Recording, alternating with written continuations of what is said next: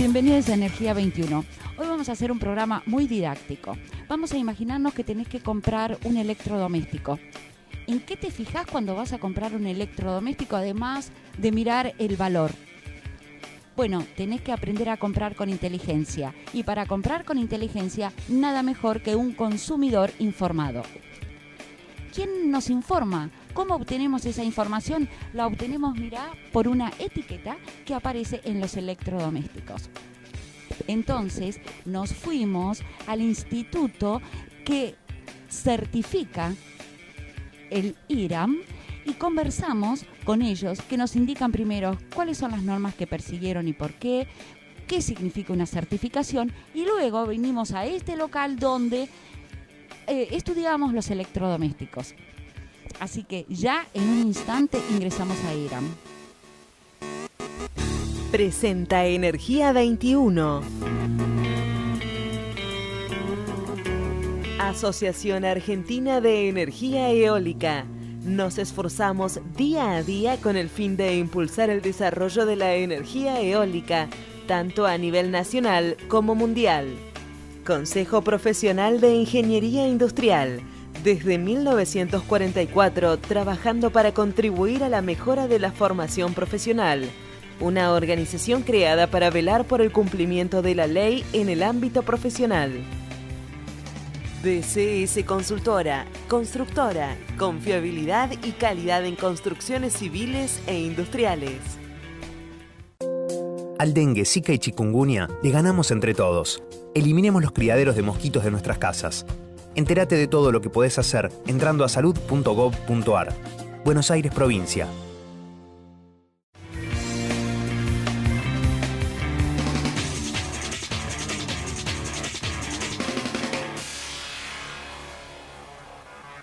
Ingeniero, en primer lugar vamos a pedirle que nos presente IRAM, el lugar donde estamos, y hemos venido para hablar al final de eficiencia energética. Pero primero preséntenos la institución. Bueno, buenas tardes, bienvenidos a IRAM. IRAM es el Instituto Argentino de Normalización y Certificación, que fue fundado en el año 1935, el 2 de mayo de 1935, y que tiene varias actividades, pero principalmente, tal como el nombre lo dice, tiene como principal actividad la normalización y la certificación. La normalización, que implica, como el nombre lo dice, implica la publicación de normas técnicas, es decir, documentos que contienen requisitos que son realizados por consenso y que IRAM publica.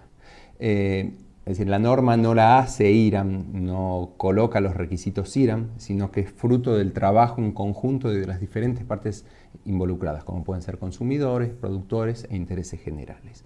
La idea es que una norma, una vez que se logre consenso, se publica y es un documento público, está al alcance de todos y que todos lo pueden usar, en principio en el ámbito voluntario. O sea, los distintos sectores se acercan a IRAM diciendo, vamos a generar una norma para establecer determinada situación. Exactamente, se puede reunir en IRAM para, por ejemplo, quieren establecer requisitos de cómo tiene que ser etiquetado un acondicionador de aire en aspecto de eficiencia energética. Entonces, se juntan aquí en IRAM, hacen un consenso de requisitos y se publica la norma. Se juntan las empresas y los usuarios, las asociaciones de usuarios. ¿Quiénes se juntan? ¿Especialistas, técnicos? Se juntan juntamente todas las partes interesadas. Básicamente siempre hablamos de tres sectores: de consumidores, productores e intereses generales. La idea es que verdaderamente la norma sea por consenso para que pueda ser utilizada por todos los sectores de la sociedad interesados o involucrados. Ese es el valor de la normalización. No es simplemente un documento que hace un grupo de expertos, sino que es un documento consensuado. Y al ser consensuado es mucho más sencilla su implementación y su aceptación por parte de todos los sectores. Vinculado a la norma estaría la certificación, que es un paso siguiente. Sí, podríamos decir que está vinculado, o también hasta podríamos decir que, con ciertos reparos, la normalización es el poder legislativo y la certificación es el poder judicial. De hecho, son actividades que dentro de IRAM están perfectamente separadas.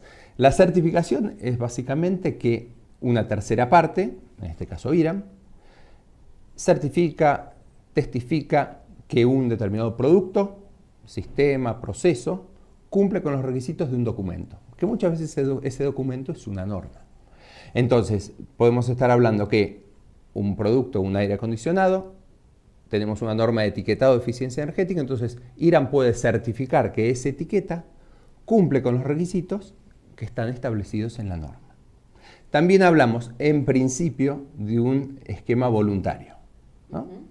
Un fabricante puede, por ejemplo, para diferenciarse de un competidor o para mejorar el posicionamiento de su producto, solicitar una certificación para que venga una tercera parte y diga, esta etiqueta que yo le estoy colocando, hay una tercera parte, como si fuera un escribano, que me dice que la información es fidedigna.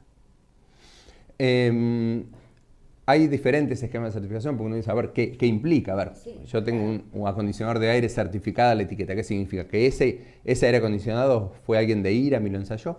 Hay diferentes esquemas de certificación, pero en general lo que hablamos del más conocido, que es el famoso sello IRAM, implica, por un lado, que se tomó una muestra o varias muestras del producto para verificar que se cumplen los requisitos, y también se hizo una evaluación del sistema de gestión de calidad de la fábrica que asegura que ese producto que en su momento se ensayó y se encontró que cumplía con la norma, puede ser fabricado en forma continua en la fábrica. Entonces podemos inferir que todos los productos que salen de la fábrica cumplen con la norma.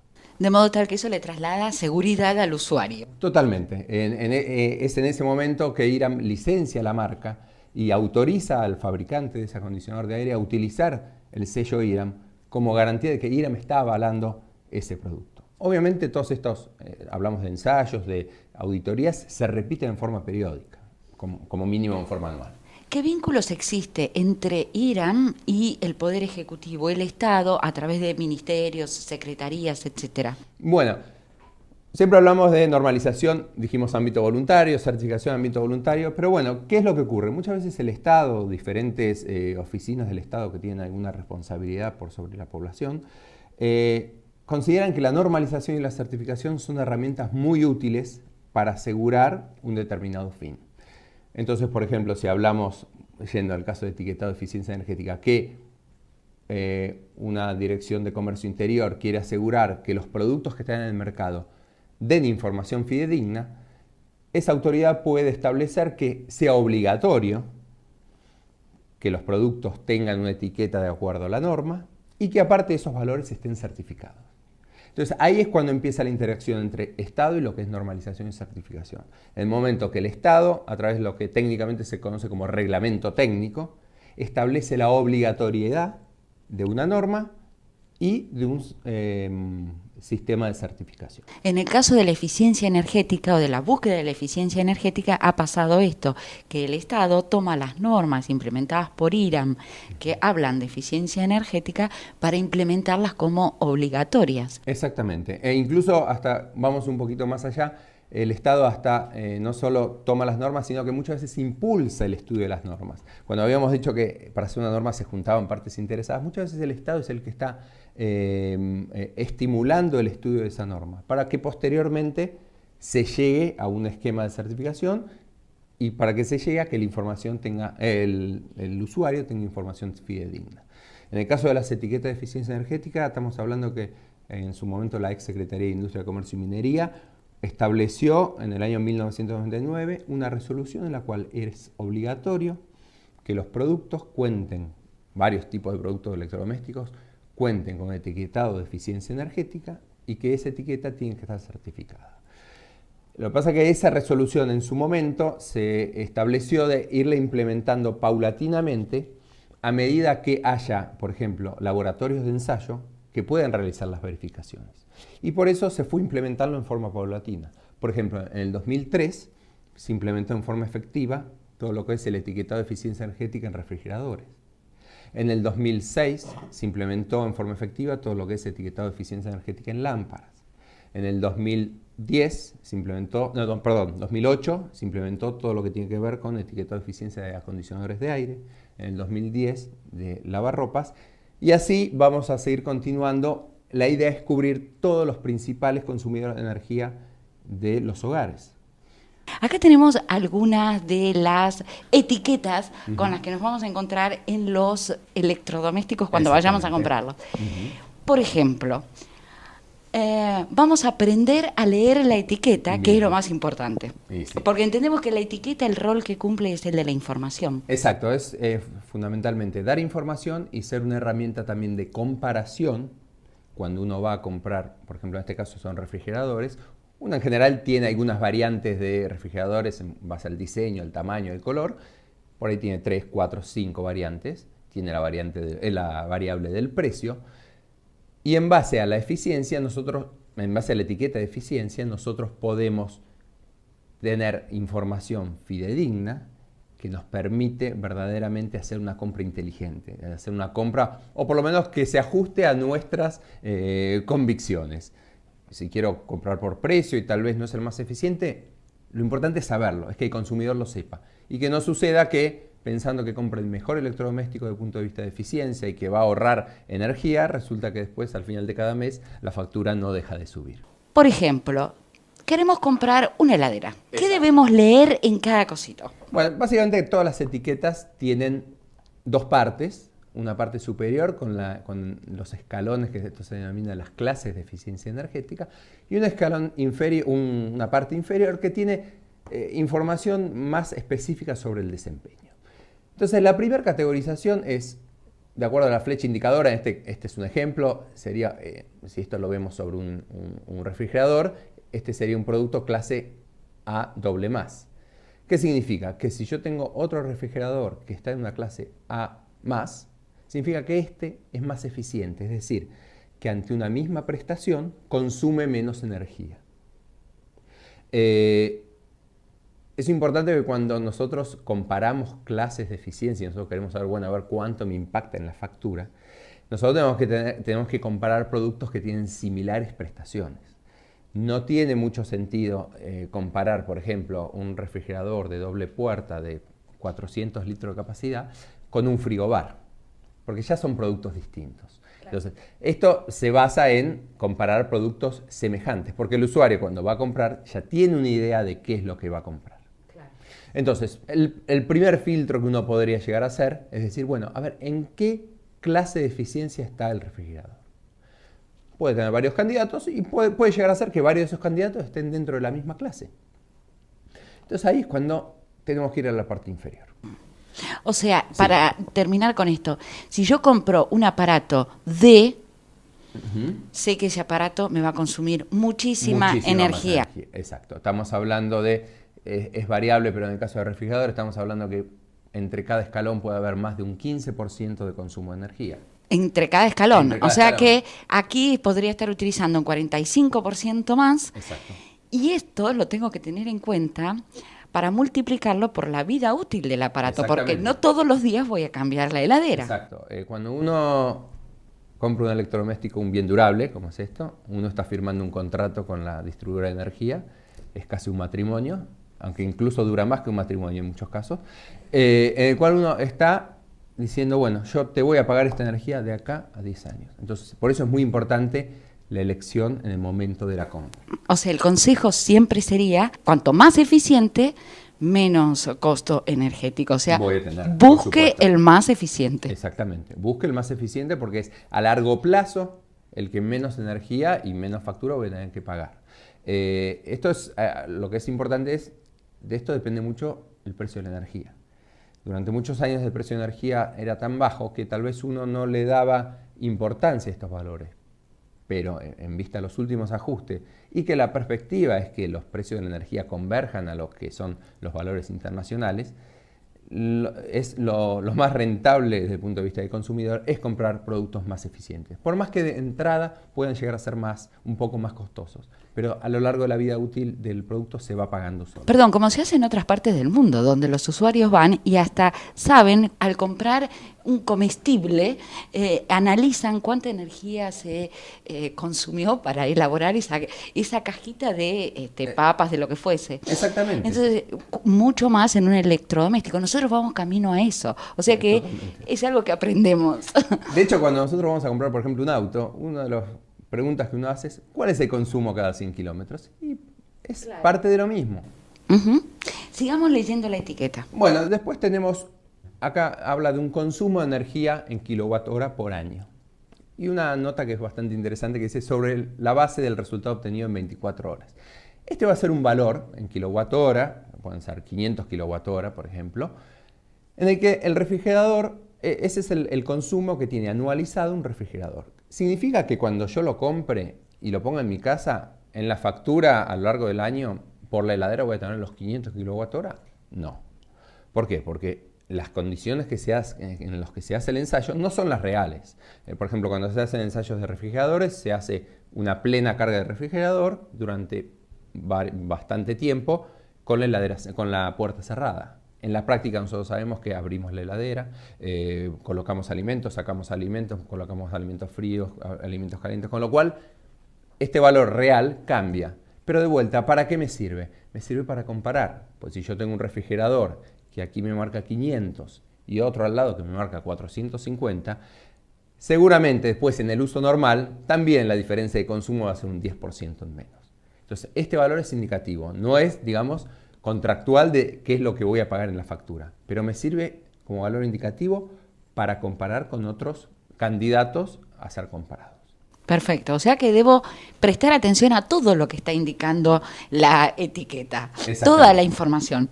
Más información, que esta es un poco más intuitiva, pero es útil. Por ejemplo, aquí habla de volumen de alimentos frescos. Este es el volumen de justamente la parte de refrigeración que tiene la heladera. Y también, ¿qué nos permite? Comparar entre dos productos. Tal vez yo veo un refrigerador que es un poco más ancho, otro que es un poco más angosto, más alto, más bajo.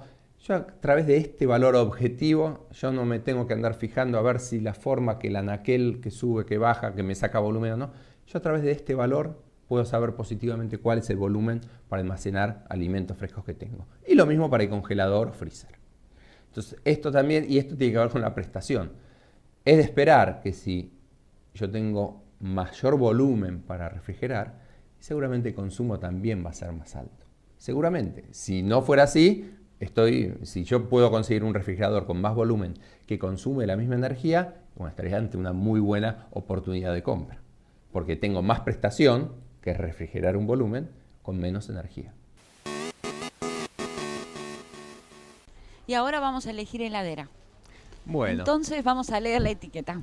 Bueno, acá, por ejemplo, tenemos este modelo de etiqueta. Supongamos que de acuerdo a las prestaciones que yo quiero una heladera con freezer. Entonces acá encuentro esta opción con la etiqueta, que este es un aparato que es clase A+, con un consumo de energía de 256 kWh año. Ahora ese es el parámetro que vamos a usar para comparar también.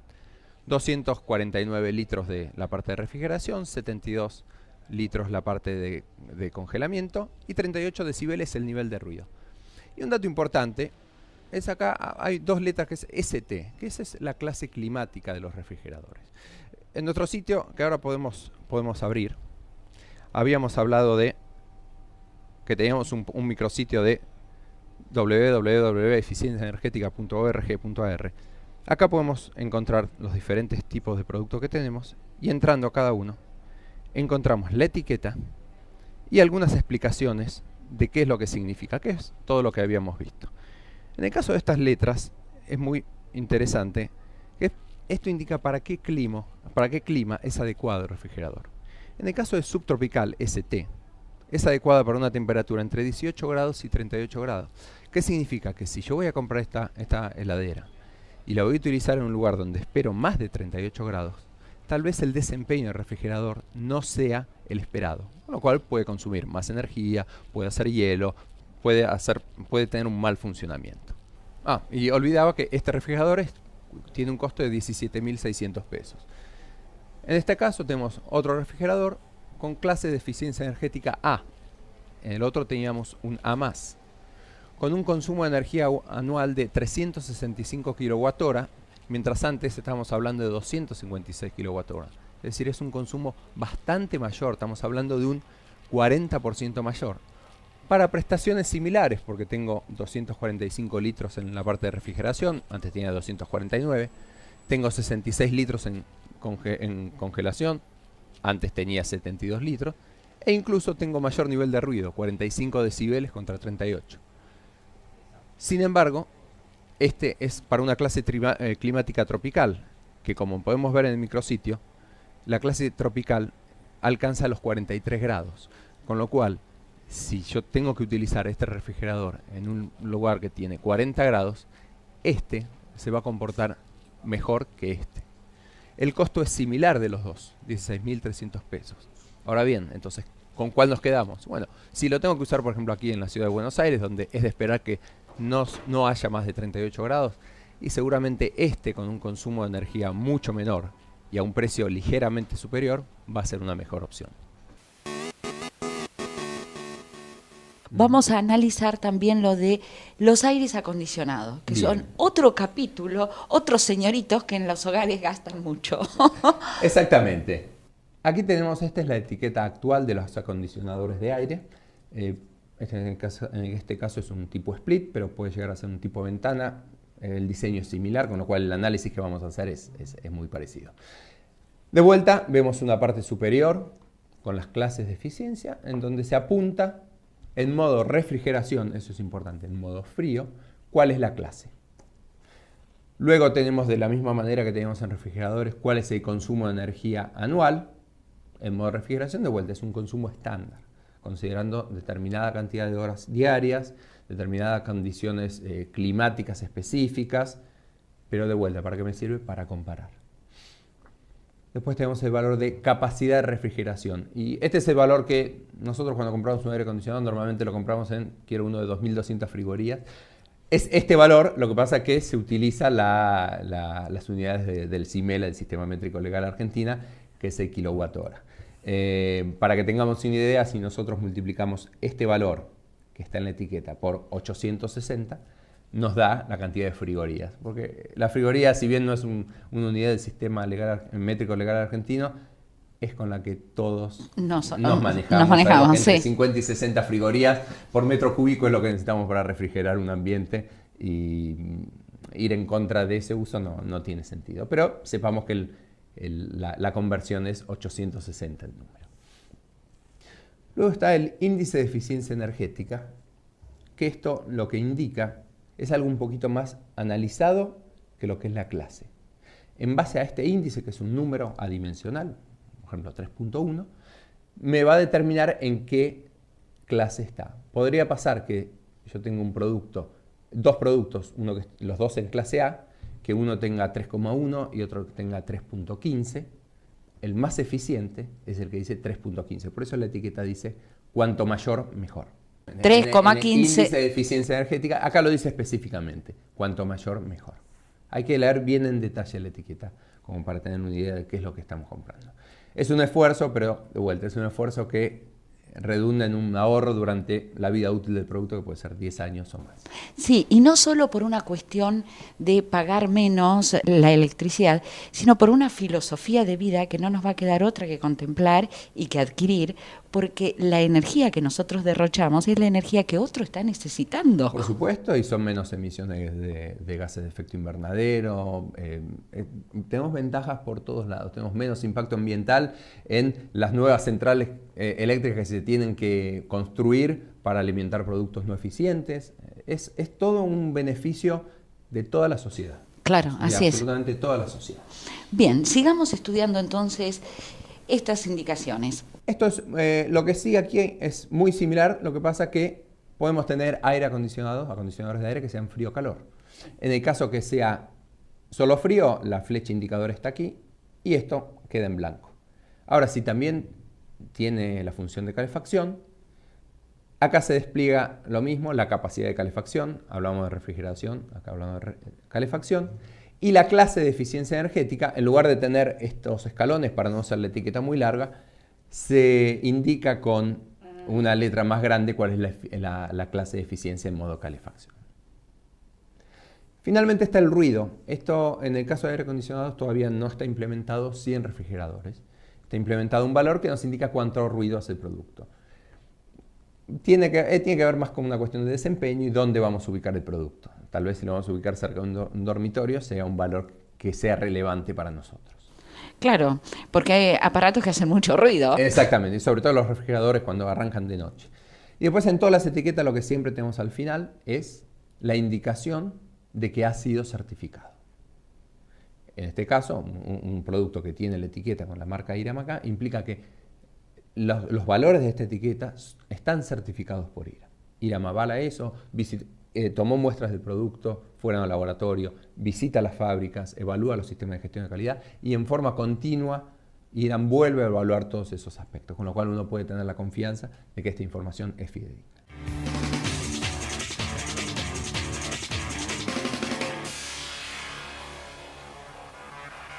Vamos a una pausa y ya seguimos aprendiendo sobre qué debemos tener en cuenta a la hora de comprar un electrodoméstico.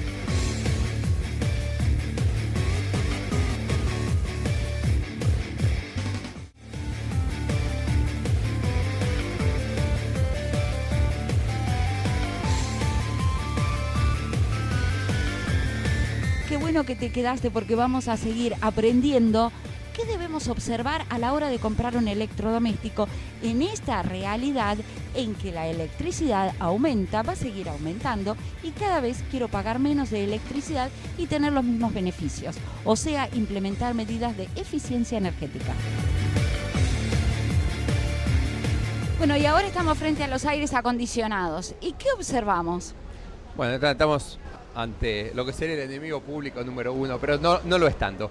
Acá tenemos un aire acondicionado, con la etiqueta es un aire frío-calor, con una clase de eficiencia A en refrigeración, un consumo de 405 kWh anual y un índice de eficiencia de 3.21. Ese es el número importante que, como veíamos en la oficina, cuanto mayor, mejor. Desde el punto de vista de calefacción, es un clase B. No está en un clase A, es un clase B, consume un poquito más de energía, con una capacidad en general promedio de 2.60 kW. Eso por un precio de 8.767 pesos. Ahora bueno, vamos a ver una alternativa. Este podría ser el otro candidato, ¿no? También un acondicionador de aire frío-calor con una capacidad similar de 2.6 kW. Vemos que el consumo de energía anual es idéntico. De hecho, la clase de eficiencia energética en refrigeración es también clase A. Ahora cuando vamos a la parte de calefacción, nos encontramos que es un clase de eficiencia C, con una capacidad ligeramente menor, 2.6 kW. ¿Y qué vemos? Un precio de 10.779 pesos. Es decir, estamos hablando de un producto que tiene la misma prestación, pero con un consumo en modo calefacción, con un consumo de energía un poco mayor. E incluso el valor del producto es un poco más caro.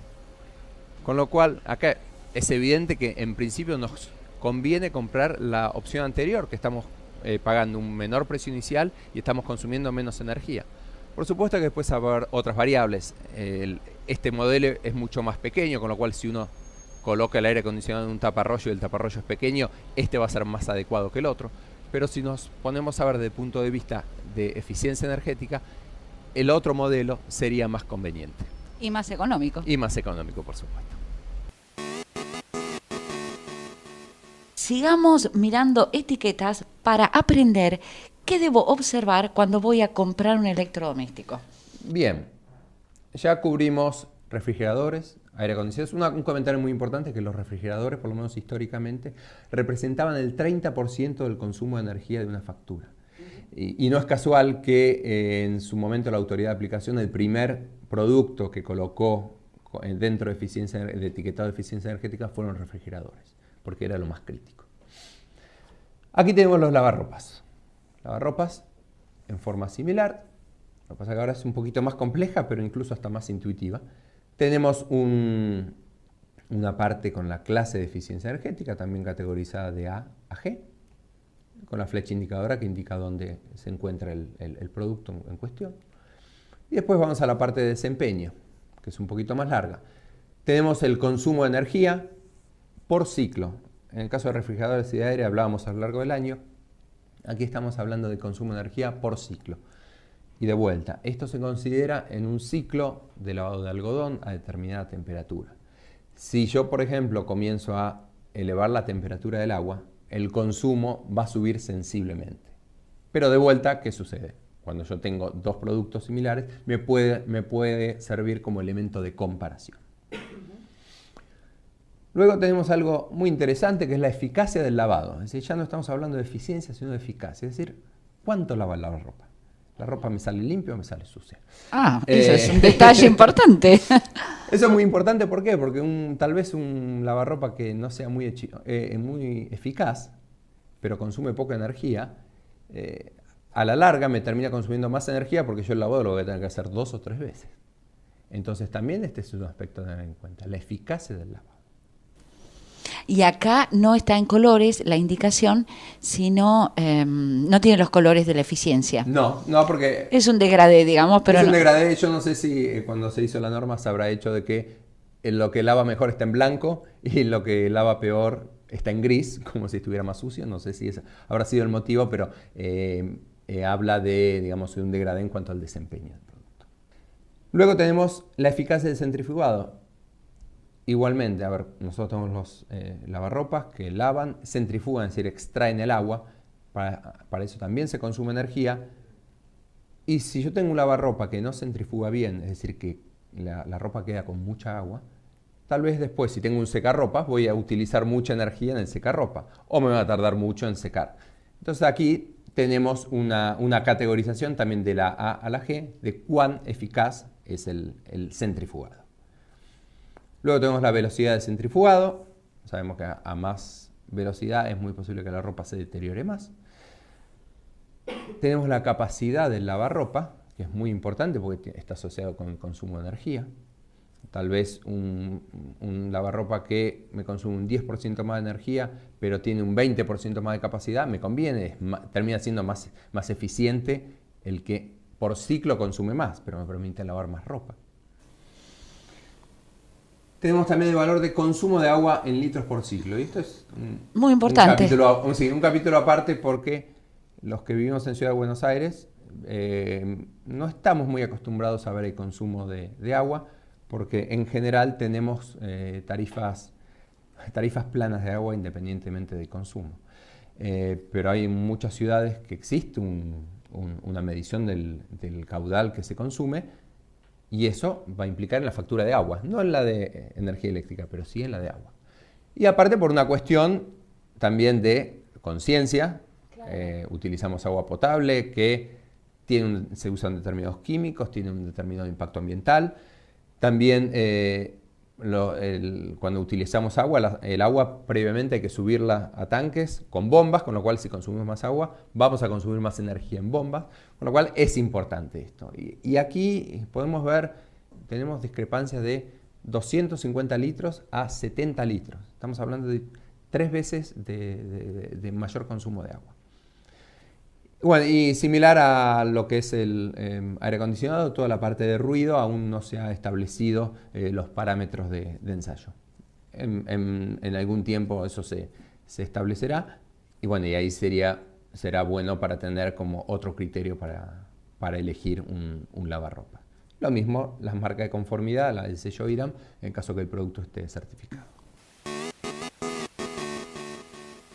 Estamos frente a lavarropas. ¿Qué nos enseñan estas etiquetas, Guillermo? Bueno, tal como explicábamos en nuestras oficinas, nosotros tenemos la etiqueta con los diferentes valores de desempeño del aparato y acá podemos ver en forma práctica e incluso tratar de hacer una comparación preliminar entre varios modelos de lavarropa. Por ejemplo, acá tenemos un lavarropa de carga frontal con una clase de eficiencia A, un consumo de 0,86 kWh por ciclo, una eficacia de lavado A, quiere decir que lava bastante bien, y una eficacia de centrifugado A. ¿Qué significa? Que la ropa verdaderamente sale bastante seca después de la operación de centrifugado. Una capacidad de 9 kilos, la idea es que vamos a comparar lavarropas que tengan un nivel similar de capacidad, y un consumo de agua de 60 litros por ciclo, 62 litros por ciclo. Eso hoy en día tiene un costo de 15.288 pesos. Ahora bien, vamos a una alternativa. Vemos acá un lavarropas, por ejemplo, con una capacidad de 10 kilos, con lo cual es comparable perfectamente. Una clase de eficiencia energética en A, con lo cual es similar. Ahora, cuando hablamos de consumo de energía, estamos en 0,73 kWh por ciclo. Cuanto antes estábamos en 0,86, es decir, que es sensiblemente menor el consumo de esta alternativa, aún cuando carga 10 kilos en lugar de 9. Tenemos una eficacia de lavado A. La eficacia de centrifuga es un poco menor, es una clase B, quiere decir que la ropa sale con un poco más de líquido, con lo cual si tenemos un secarropa voy a gastar cierta energía en secar, o si es al aire libre va a tardar un poco más. Y un consumo de agua de 84 litros, que es un poco mayor. Esto a un costo de 14.700 pesos. Entonces vemos que los costos son comparables, hay 500 pesos de diferencia, es un 3% de diferencia entre uno y otro, pero el consumo de energía de la segunda opción es bastante menor que el de primero. Es decir, la tecnología eficiente incluso es más barata que la que gasta un poco más de energía. Consume más agua, es verdad, con lo cual tendremos que ver si, por ejemplo, tenemos consumo de agua medido o si por algún motivo tenemos una limitación en el agua. Si no fuera así, tal vez nos deberíamos inclinar por este modelo de 10 kilos que carga más capacidad y gasta menos energía. Después estarán las cuestiones de diseño, este vemos que es de color blanco, el otro de acero inoxidable, pero eso, bueno, será un capítulo aparte. Y acá tenemos otro caso que es un lavarropas de carga superior, que tiene una clase de eficiencia energética A, pero por ejemplo si nos vamos a la eficacia del lavado estamos en una clase G. Es decir, ¿qué significa? Que tal vez el lavado no es tan eficaz, con lo cual tal vez voy a tener que hacer varios ciclos para obtener el mismo resultado, con lo cual va a redundar en un mayor consumo de energía. Y una cuestión importante, el consumo de agua en este modelo es de 240 litros por ciclo. Es decir, estamos hablando de 4 veces más de lo que consumía cualquiera de los otros. Eso también es un punto a tener en cuenta. No lo elegiríamos entonces. Habrá que ver las circunstancias. Esto es de carga, tal vez por mis limitaciones arquitectónicas de mi casa, necesito uno de carga superior. Pero por lo menos de vuelta, es para saber que si yo compro este lavarropa, voy a necesitar 240 litros de agua por ciclo. Ahora, los electrodomésticos que salen a la venta, ¿todos deben llevar esta certificación? Exacto. Deben llevar una certificación de la etiqueta de eficiencia energética. Eso está establecido en diferentes resoluciones de la ex Secretaría de Industria Comercial. De modo que si aparece un electrodoméstico sin esta etiqueta, ni lo podemos mirar. Sabemos que no... Exacto. O puede haber algún error en el fabricante de no haberla incluido, o pudo haber ocurrido que en el transporte se pudo haber salido, lo cual no debería ser habitual porque estas etiquetas normalmente van bien pegadas sobre la superficie de los electrodomésticos, con lo cual es un valor que es una etiqueta que debe estar. Esto es, muchas veces uno hace la comparación con, por ejemplo, cuando yo voy a comprar una bolsa de café, dice 500 gramos. Y a nadie se le ocurriría comprar algo que no me dé el parámetro de qué cantidad del producto estoy comprando. Acá es similar. Lo que pasa es que acá yo lo que tengo es un servicio de lavarropas y yo necesito saber las características del servicio que me da el lavarropas son estas. Entonces esto tiene que estar. Es obligatorio que esté. Y ahora sí vamos a pasar a las lámparas eléctricas. A las lámparas. Que es también... Otro gran capítulo en el que tenemos que buscar la eficiencia. Totalmente. Porque hay mucho derroche también en el tema de las lámparas encendidas y la calidad de las lámparas que dejamos encendidas. Por supuesto. Cuando hablamos de eficiencia energética, creo que podemos focalizar o hablar de 3 ejes. Por un lado están los hábitos de consumo. Eso es bien claro y eso es lo más inmediato de cambiar. Si yo dejo todas las luces prendidas de mi casa, estoy derrochando energía y hasta digamos que es independiente de que compre productos eficientes o no. Entonces eso es lo primero que nosotros tenemos que cambiar.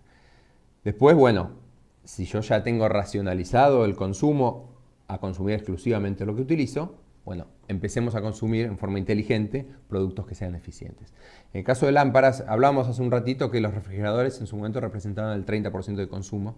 Bueno, la iluminación también representaba el 30% o 40%. Yo estimo que hoy en día debe haber bajado bastante porque esos valores son de cuando había lámparas incandescentes, que hoy en día ha bajado mucho ese consumo, con lo cual la incidencia seguramente bajó, pero también seguramente bajó también por esta clase de tendencias, que es el etiquetado. Este fue el segundo producto que se incorporó en el etiquetado de eficiencia obligatoria. de vuelta, los más consumidores de energía, refrigeradores, lámparas, se implementó. Y esta etiqueta es bastante más sencilla. Tenemos de vuelta la primera parte con las clases de eficiencia y después tenemos dos valores, uno que se llama los lúmenes. ¿Qué son los lúmenes? Los lúmenes es propiamente lo que nosotros compramos cuando tenemos una lámpara. Los lúmenes es la cantidad de luz que da la fuente luminosa. Y después tenemos los watts. Los watts en realidad es una variable negativa porque es el consumo, es la potencia que está asociado con el consumo de energía.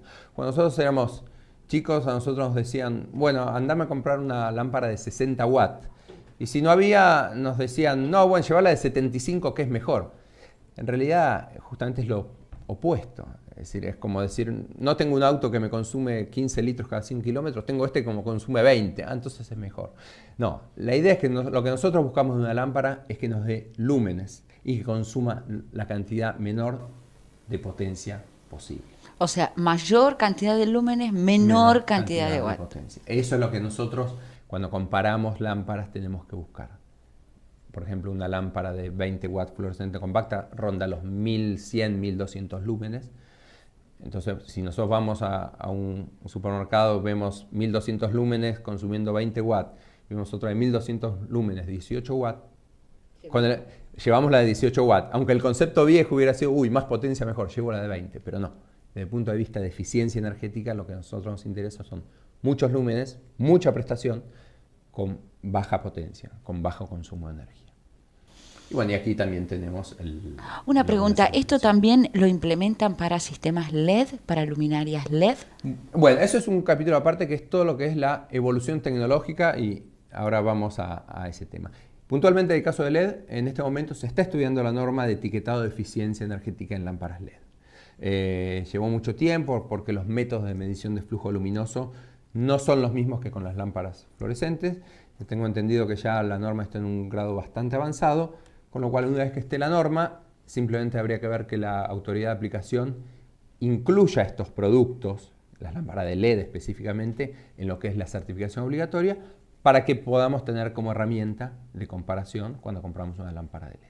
Bueno, por ejemplo, yo acá tengo, digamos, como prueba de lo que es la evolución tecnológica, una etiqueta de una lámpara que está siendo comercializada y podemos ver que hay determinadas diferencias en la etiqueta. Es decir, lo primero que podemos ver es que los escalones que hay en el producto son de la A a la G, mientras que en la etiqueta que planteamos acá, que es la última versión, es de la AA+ a la clase E. ¿Qué sucede? Inicialmente, esta etiqueta fue realizada con una versión de con la primera versión de la norma IRAM, que hablaba de etiquetado de eficiencia energética. Todas las lámparas fueron evolucionando y nos encontramos con la situación de que prácticamente todas las lámparas estaban en clase A, lo cual deja de ser una herramienta de comparación, porque si todas las lámparas son clase A, la única comparación que nos queda son con los valores que tenemos en la parte inferior. Entonces, para eso, todas las partes interesadas nuevamente impulsaron el estudio de la norma IRAM, que lo que hizo fue esa clase A, proceder a abrirla en diferentes clases para poder discernir mejor qué producto es más eficiente. Nosotros en este momento esta norma se publicó ahora un año y medio, y estamos en lo que es la transición. Las normas en general, la transición de la certificación puede durar 2 años o 3 años, en el cual todas las etiquetas van a migrar del modelo anterior a este modelo. Lo mismo sucede con lavarropas, es decir, con lavarropas esta es la etiqueta, pero ya está pronta a salir la nueva versión de la norma. Con aires acondicionados también estamos de la A a la G, pero está en estudio la norma para ir ampliando estas clases. Y en el caso de refrigeradores, la última versión fue en el año 2015, ya se hizo la apertura. Entonces la evolución tecnológica nos lleva a revisar las normas, a adecuarlas mejor para que la información al consumidor sea útil. Después, por otro lado, algunas autoridades, en el caso de la ex Secretaría de Energía, por ejemplo, puede determinar, que es lo que hizo para determinados aire acondicionados o lavarropas, comenzar a prohibir determinadas clases. Por ejemplo, hoy aire acondicionados no es posible comprar un aparato que sea clase D. Ya están prohibidos. Hoy en día los aire acondicionados en modo refrigeración pueden ser clase A o B, Y en calefacción puede ser A, B o C. La idea es que una vez, es decir, hoy tenemos en refrigeración solo 2 clases disponibles. La idea es que cuando tengamos la norma actualizada vamos a tener más. Pero eso es como va evolucionando. Nos va empujando la flecha de clase de energía cada vez más arriba. Y eso es lo que nosotros tenemos que hacer al estudiar las normas. La búsqueda de la eficiencia los sigue empujando a ustedes y nos sigue empujando a nosotros, los consumidores, a ser cada vez más meticulosos cuando compramos y cuando utilizamos la energía en casa. Exactamente, tenemos que tener claro que si bien pareciera bastante trabajoso lo que es el análisis de una etiqueta de eficiencia, es un análisis que nosotros hacemos cada 5 o 10 años y vale la pena. Como seguramente entiendo que muchos de los conceptos que dijimos pueden resultar bastante complejos o no habituales, IRAM lo que tiene a disposición de los usuarios en general es un micrositio que es www.eficienciaenergetica.org.ar, en el cual todas las explicaciones que hicimos específicamente de las etiquetas pueden encontrarse ahí. Sí, y además es muy útil. Yo se los voy a recomendar porque estaba buscando comprar un electrodoméstico, quería saber qué me aconsejaban, así que es muy útil, es muy bueno. Sí, incluso se hizo, específicamente se hizo que sea, por ejemplo, accesible desde celulares o tablets de tamaño de pantalla pequeño, porque cuando uno está comprando un electrodoméstico no está sentado plácidamente con un monitor muy grande. La idea fue hacerlo bien portable, que sea una herramienta para el consumidor, que le sirva, que haga compras inteligentes para que ganemos todos. Después, por último, lo que faltaría agregar es que esto no termina aquí. Nosotros se están estudiando un montón de nuevas normas de etiquetado de eficiencia energética, en ventiladores, en lámparas de LED ya mencionamos, la revisión de aire acondicionado, termotanques, lavavajillas, hornos eléctricos, que la idea es que una vez que esas normas ya estén publicadas, haya algún reglamento técnico que obligue al uso y a la certificación de los mismos para que los consumidores puedan elegir. En breve lo que sí vamos a tener seguramente implementado va a ser el etiquetado de eficiencia energética en lo que es televisores, que hoy en día también empieza a tomar relevancia en lo que es su incidencia en la factura eléctrica. Hoy en día es más sencillo acceder a aparatos de televisión y en una casa podemos tener 2, 3, 4 televisores, incluso prendidos indiscriminadamente. Entonces, con los ajustes de tarifa, eso va a estar más complicado. Y con la herramienta del etiquetado de eficiencia, cuando compremos un televisor, que tal vez no nos va a durar 10 años, va a durar un poco menos, podamos hacer compras también más inteligentes que nos permita ahorrar energía y que se beneficie toda la sociedad.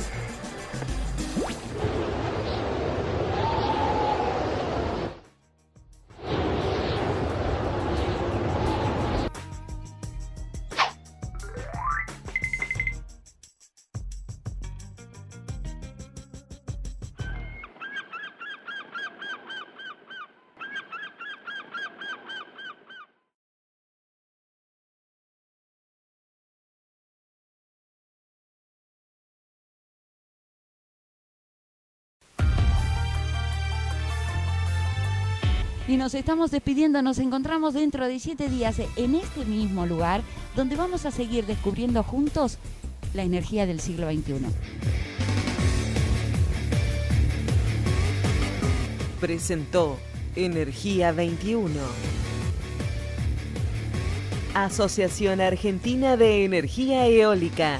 Nos esforzamos día a día con el fin de impulsar el desarrollo de la energía eólica, tanto a nivel nacional como mundial. Consejo Profesional de Ingeniería Industrial. Desde 1944, trabajando para contribuir a la mejora de la formación profesional. Una organización creada para velar por el cumplimiento de la ley en el ámbito profesional. DCS Consultora, constructora, confiabilidad y calidad en construcciones civiles e industriales. Al dengue, zika y chikungunya le ganamos entre todos. Eliminemos los criaderos de mosquitos de nuestras casas. Entérate de todo lo que podés hacer entrando a salud.gov.ar. Buenos Aires, provincia.